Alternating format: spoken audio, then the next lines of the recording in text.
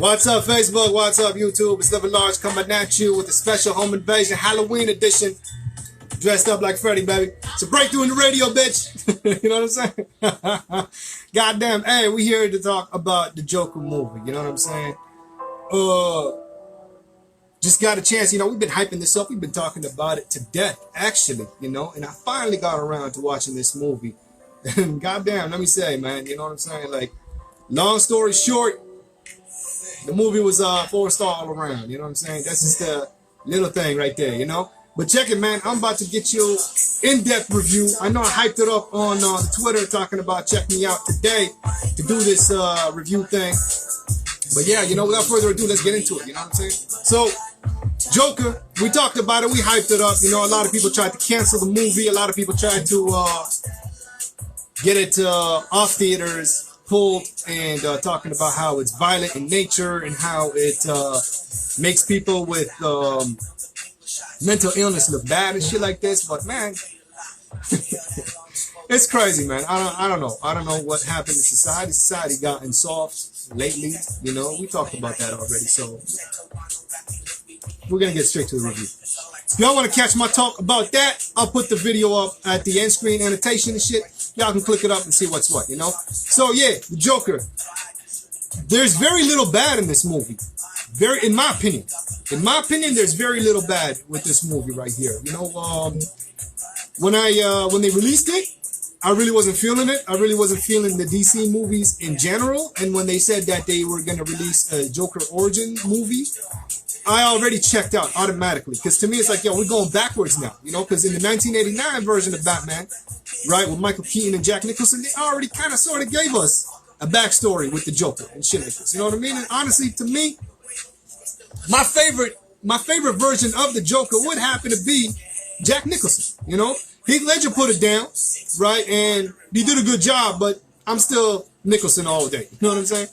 But with all the hype surrounding this movie and people saying that this movie's too violent in nature and trying to get it pulled and shit like this, I had to throw in the hat, had to throw it in and give my opinion on it and see, like, is it deserving of that or not, right? That's the backstory with that right there. And honestly, man, I'm glad I watched this movie. I am very happy I watched this movie because in terms of movies in 2019, this happened to be the top of the top in my list of best movies of 2019, And it's just the way they shot the movie, everything about the movie, right? From the story, from the portrayal, from the cinematic techniques that they did. Everything was on point, in my opinion. You know what I mean? It definitely stood up, cut above the rest compared to the other movies that they did in terms of like the Batman franchise and shit, So I wrote that this movie was stylized. And the way I define that is the way that they did the movie. So automatically, when they dropped the title card, it was done in the 70s style. You know what I mean? That, and even before that, even before the title card drops, they used the 70s version of the Warner Brothers logo. They did not use the, the WB like that. They actually used the 70s version, So that automatically set the tone to me. Right? So they used the Warner Brothers logo from the 70s. The big 70s title card that filled the screen, just Joker all around, right? And even at the end of the movie, they used like the end. You know what I mean? That title card like that, Something like that right there, And the way the movie looked, it's the physical embodiment of urban decay. The way they shot that movie, it felt like they ran it through the urban grime filter, So this movie definitely looks like it looks, you know what I mean? It looks disgusting. It looks grimy. It looks filthy. It looks ghetto. It looks all of that shit. You know what I'm saying? And in terms of Gotham City, if they didn't drop that it's Gotham City, I would have thought that this movie was shot in New York, and not just New York. I would have thought that it takes place in New York, because just everything about it, the culture, the New York cabs, the yellow cabs, and just everything, you know what I mean? It just screamed New York, So if you're expecting, Gotham City in terms of like, the Gothic architecture and shit like that from like the Tim Burton movies, or even like, the Batman and Robin and like, the Joel Schumacher movies, You're not gonna get none of that here. You know what I mean? This movie, to me, I even said it like this. I'm like, man, this movie is more grounded in reality than the Christopher Nolan movies. You know, because the Christopher Nolan movies is still, you know, capes and cowls and all that shit. It still felt like a comic book movie. This one right here did not, at all, at all. Even down to, you know, Joker's maniacal laugh. They explain that right at the get-go. Like, right in, like, the first 30 minutes, they explain that shit. You know what I'm saying? They talking about how, you know, he suffered through head trauma, and because of that, he has this uncontrollable laughter whenever he feels, you know, embarrassed or whatever. You know what I mean? It's a mental illness tick, you know? So that right there, I loved it. I'm like, man, you know what I mean? They explained it, right? Some shit like that. It's not just anything like whatever, you know what I mean? Some shit like that, right? I want to big up Joaquin Phoenix's Joker portrayal. I want to big him up. You know what I'm saying? To me, I'm going to cast some heat for this. I know I am, right? And rest in peace go out to Heath Ledger. But to me, I put Jack Nicholson up there and literally right underneath him and just a little bit like that, Joaquin Phoenix. And then below him would be Heath Ledger. You know what I'm saying? There's a reason why Jared Leto tried to scrub this movie from the theater. There's a reason why he tried to get this movie out. Because my goodness, Joaquin Phoenix put it down. He put it down. He, at certain times, it felt like he mixed and mashed all the Jokers from previous iterations together. You know what I mean? In certain points, he had that Jack Nicholson swagger. You know what I mean? At certain points, he reminded me of Cesar Romero. You know what I mean? And it was dope. It was literally dope. You know what I mean? Like, I can't stress it enough. And the way he kind of did the character too, the way they made the movie, you really feel sympathetic for the character. You know what I mean? Like right out the jump, he gets his ass kicked, jumped by some kids and shit. You know what I mean? Some shit like that. So his slow descent into madness, like it was stylized. It was done thoroughly and it wasn't rushed. You know, you feel for the character. You feel for his descent into madness. Like, yo, you kind of relate. You know what I'm saying? Like, yo, somebody coming up where the rich are getting richer and the poor are getting poorer, right? And he feels like, you know, he's been kicked while he's down. He's been ignored by society. You know what I mean? Society neglect him and shit like this. And on top of that, he's got this mental illness thing going on. You know what I mean? Like, yo, some crazy shit like that, right? Like I said, man, it's even more grounded in reality than the Christopher Nolan movies. Again, I might catch some heat for this, whatever. I don't care. My thing. That's my opinion. That's how I feel. You know what I mean? Y'all trying to catch some shit? Get at me, Living Large 187 on Twitter. Let me know. Talk, argue, hash it out. Whatever you want to do, we can do it. Y'all already know. That's what's up. Definitely caught some Taxi Driver vibes in this movie. You know what I mean? I felt like this is the comic book version of Taxi Driver. And it's funny because Robert De Niro is actually in this movie.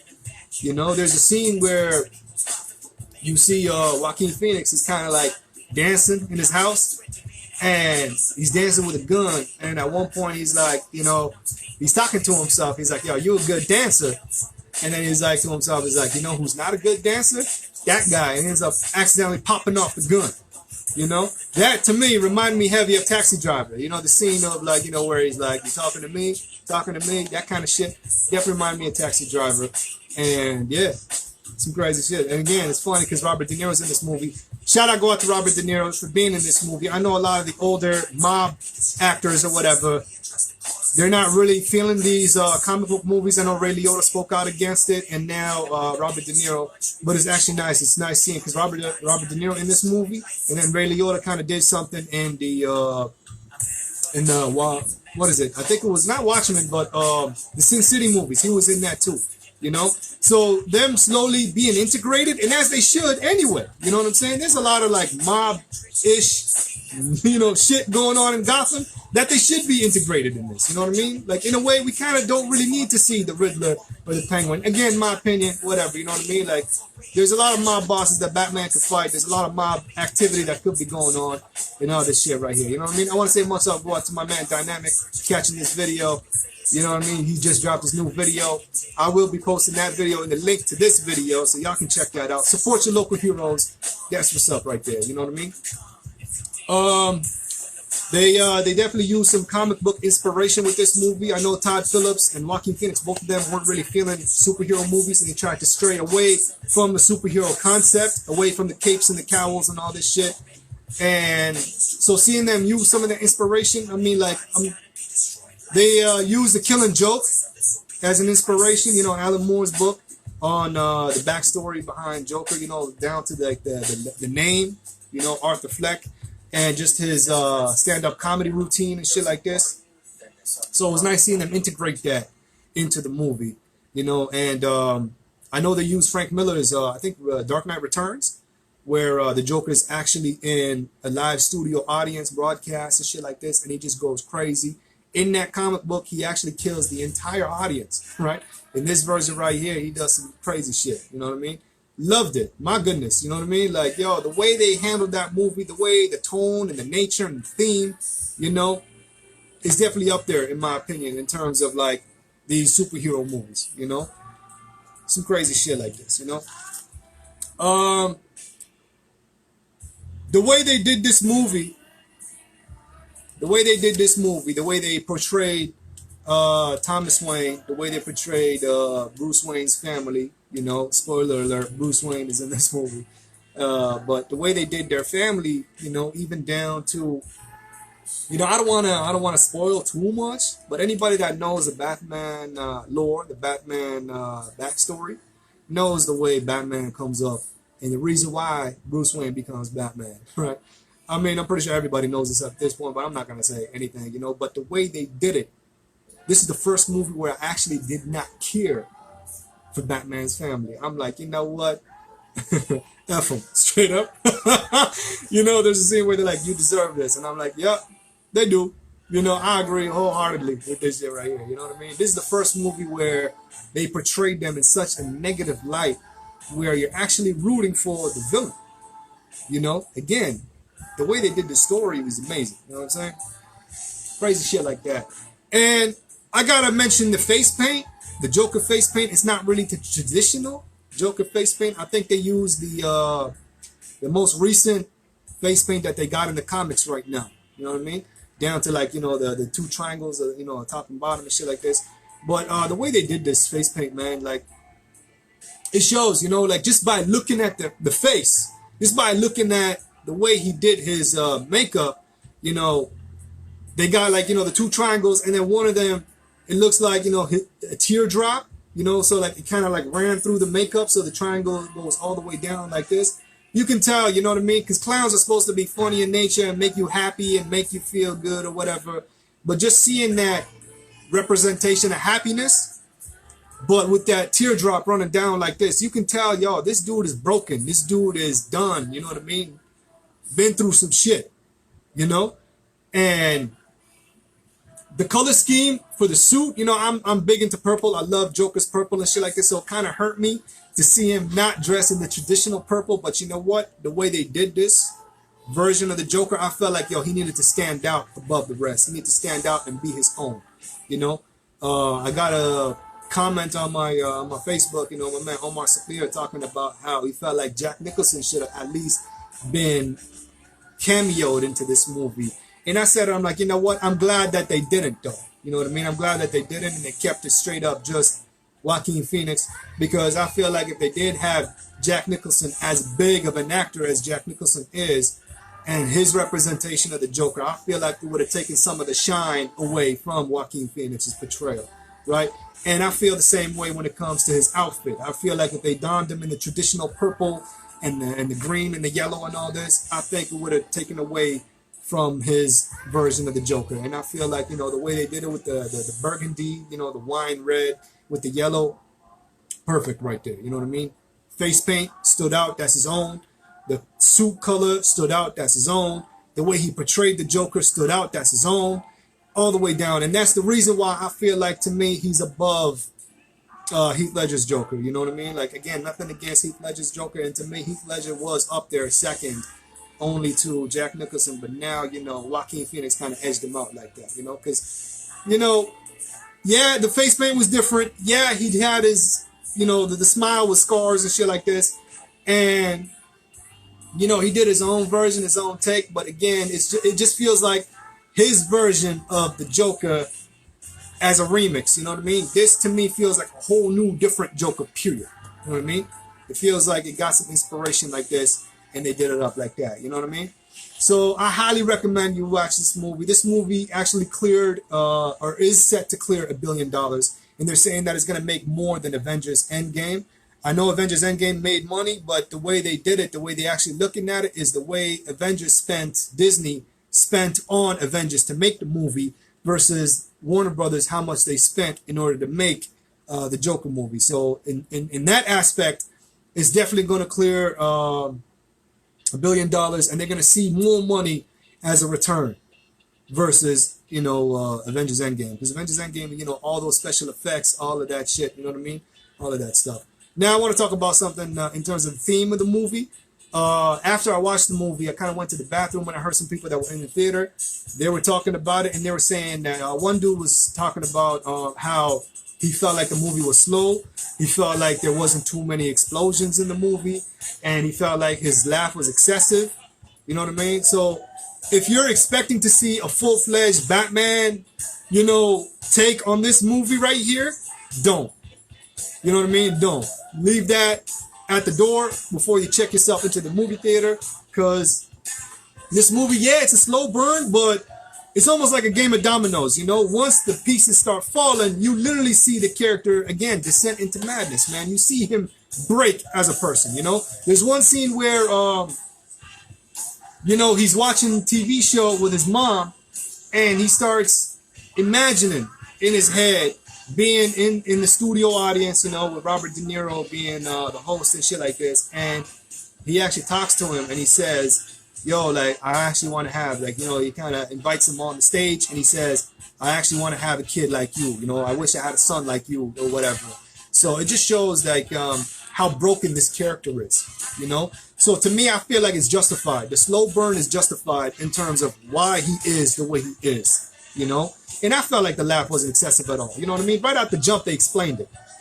They explained it, why he laughs and shit like this. So to me, I just feel like, complaints for the sake of complaining. You know what I mean? Especially considering when there's no explosions in the movie. It's like, dog, if you expecting explosions, I mean, that's some Michael Bay shit. You know what I mean? If you expected some explosions, Michael Bay, that's the character, that's the movie y'all need to see. Pick up that Ninja Turtle movie, watch that movie. And I'm pretty sure people are complaining about that shit too, You can't please everybody, but I will say this, man. This movie, top, right there on the list. I said it on my Twitter. I said it on my Facebook. 4 stars out of 4 all around. Dope movie. You know what I mean? There's very little I can say bad about this movie. The only thing I could say that I could think of was that, again, Bruce Wayne is featured in this movie. Bruce Wayne is in this movie. And I felt like he was shoehorned into the movie. I feel like Warner Brothers actually tapped Todd Phillips and told him that we need Bruce Wayne in this movie. We need a physical representation of Batman in this movie.